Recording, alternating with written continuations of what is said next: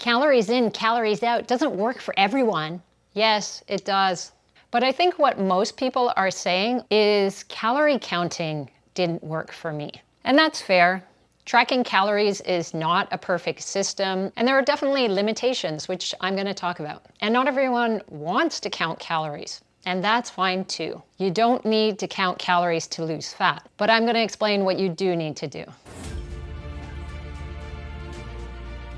Calories in, calories out is not the same as counting calories. It refers to the process of weight loss, weight gain, or weight maintenance through energy balance. You want to lose weight, you eat fewer calories than you expend. You want to gain weight, you eat more calories than you expend. Calories in is all the food and drink that you take in over the course of the day. Calories out is a lot more complicated. Most people think of it as just the exercise that they do, but that's only a tiny portion. Your total daily energy expenditure, TDEE, includes your BMR, your basal metabolic rate, NEAT, non-exercise activity thermogenesis, TEF, the thermic effect of food, and exercise activity, if you do any at all. Now I'm going to go into what those things are and how they might be impacting you. Your BMR is the largest portion, about 70%, and it really comes down to your body size. And to a smaller extent, whether you have a larger proportion of muscle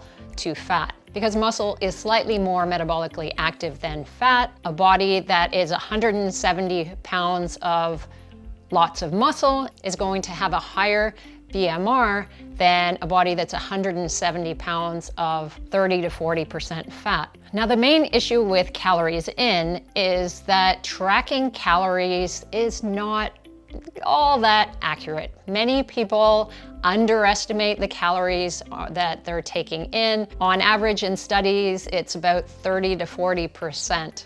And the food that we're tracking is not always exactly the same. So it's not as accurate as an absolute value as we might like it to be. But if you're always tracking in the same way and you know that you need to reduce your calories by, let's say 200 calories, then you're still gonna get some good information there. But I was in a calorie deficit for months and I never lost any fat. Nope.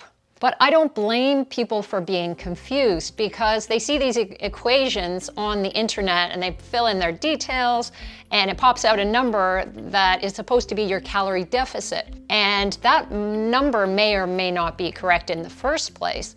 You might have a slightly lower metabolic rate than average, or you think you're a little bit more active than you are. And then usually people take that calorie deficit number and they try to track calories based on it. And as I mentioned, most people are underreporting their calories. So they think that they've been eating 1,600 calories a day, but they've actually been having closer to 2,000 calories a day. In that case, the equation was correct. The actual tracking was incorrect. So there are a lot of ways where this can go wrong, and I fully understand that. I know the challenges having done it myself. I actually just recently tracked for 50 days just to see how things were going. I'll be sharing the results of that in a video, so if you're interested, please subscribe.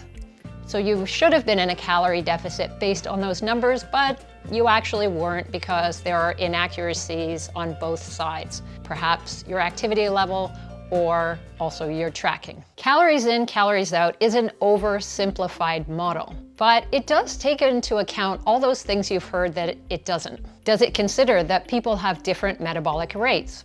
Yes, it does, but those calculators on the internet don't. And that might be where people run into trouble. The main thing governing your metabolic rate is going to be your body size.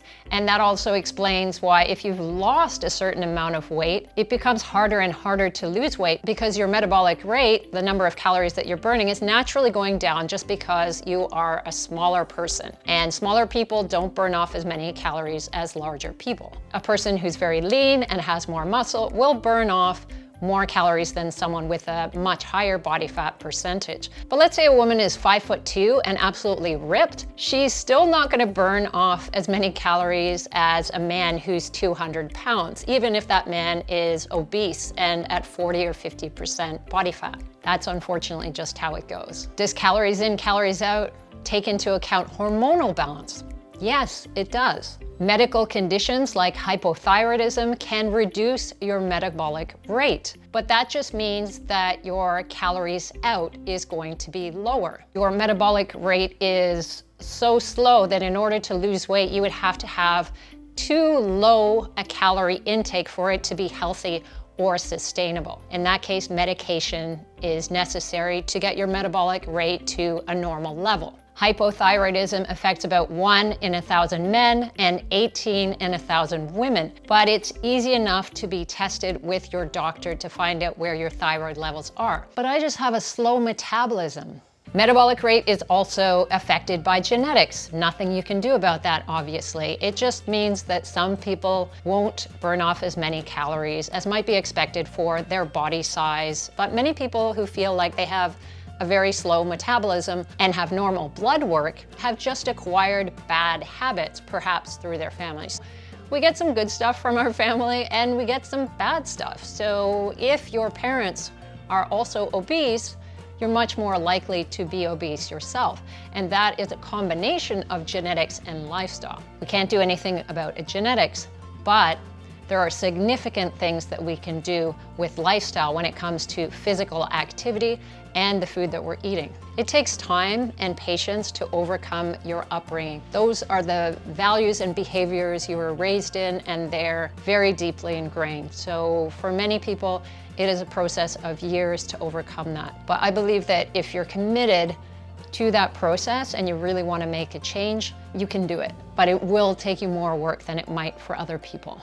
Age can also affect your metabolic rate, but it's probably not as much as we think. There was a fairly recent study where they showed that there wasn't much drop in the metabolic rate up until the age of about 60. But lots of things can happen as we get older that make it harder to burn off calories. We may have poor sleep and more life stressors. That can affect just about every aspect. It affects the time that you have to work out and move around. You might be stuck in a job where you're not burning many calories all day long. You may have client meetings where you're eating certain food and it's really difficult to follow a plan that would help you get lean. We don't know exactly what impact aging itself has on how many calories you're burning off, because people tend to be less active as they get older, and like I said, sleep, which affects just about everything, gets worse in quality and quantity sometimes as well. And we do tend to lose muscle mass, but for most people,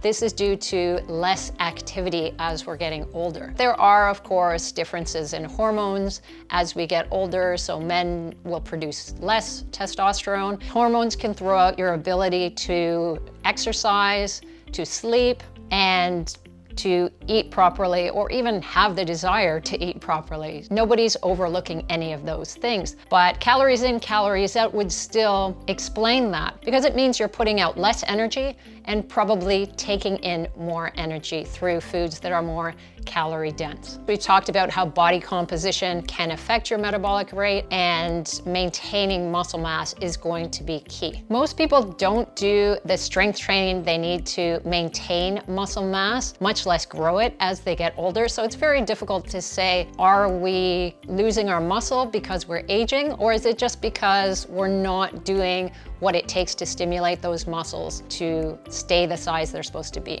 Lower muscle mass means a slower metabolism. Many people believe that calories in, calories out doesn't take into account the quality of food, but it does. It's 500 calories of chicken breast the same as 500 calories of broccoli or 500 calories of donuts? They're exactly the same amount of calories, because calories are just a unit of energy. But that doesn't mean that they impact your body the same way, which is more filling, which is more enjoyable, which is going to help you retain and grow muscle, and which is going to help your long-term health. I'm going to explain how the calories in, calories out model does take into account that those 500 calories, while being the same energetically, perform differently in the body. So chicken breast is almost purely protein. Protein helps with muscle retention and growth. Having more muscle means a slightly higher metabolic rate. But for your TDEE, There is also the concept of TEF, which I mentioned earlier, the thermic effect of food, and protein and fiber are higher in TEF, and that can account for 5 to 10% of your total daily energy expenditure, the amount of calories that your body expends. 2,000 calories of ultra-processed foods is going to affect you differently than 2,000 calories of mainly whole foods. You're going to have a higher TEF, so a greater energy expenditure with more whole foods. Whole foods like fruits and vegetables and grains are also going to be higher in fiber, also a component of TEF. Broccoli and chicken breast have more protein, so there's going to be more calories out than if you were consuming 500 calories worth of donuts. Pretty much 2 medium donuts, so it's not a lot. There's only 7 grams of protein and about 2.5 grams of fiber.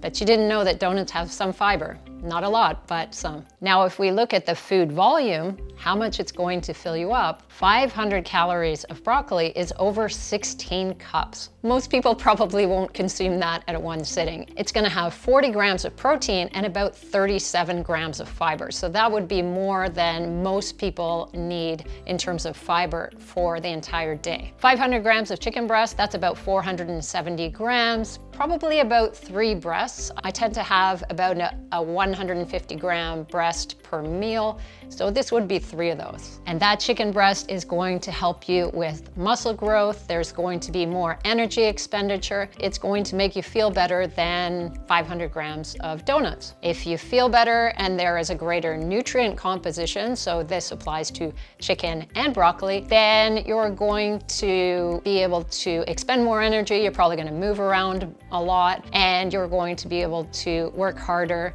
during those workouts that you do. So even further calories out. So while 500 calories of any food is the same amount of energy, they have a different impact on your body. And the calories in, calories out model takes that into account. So I think it's really important when you're tracking calories not to just track calories. You want to have your fiber in place as well. So approximately 14 grams of fiber per 1,000 calories that you're taking in is a good rough number. If you're consuming 2,000 calories a day, then about 28 grams of fiber. You want to lose weight, but you want to do it in a healthy way. So higher fiber intakes also improve health outcomes. You can't ignore a calorie deficit if you want to lose body fat. That's just how it works. But as you've just heard, there are a lot of variables involved that make it tricky to find out if you truly are in a calorie deficit. Really, the most effective way to know if you're in a calorie deficit is if you've lost weight. So if you look at your daily, weekly activity and what you're eating on a daily and weekly basis, and you're not changing, then you're not in a calorie deficit. You are at maintenance. We know that even with accurate tracking and monitoring, that the calories you see on food tracking apps are not always 100% accurate. In fact, you'll see a lot of variance for the same type of food, and it's hard to figure out which one is correct. Food items also vary in their composition, so you have to think of it as an estimate. But if you just keep tracking the same way and reducing in whatever way that you're planning, then eventually you will see a result. Just because a system isn't perfect doesn't mean that it doesn't have value. Hopefully by now you're convinced that a calorie deficit is what you need for fat loss. Make sure you're doing it right by watching this video here.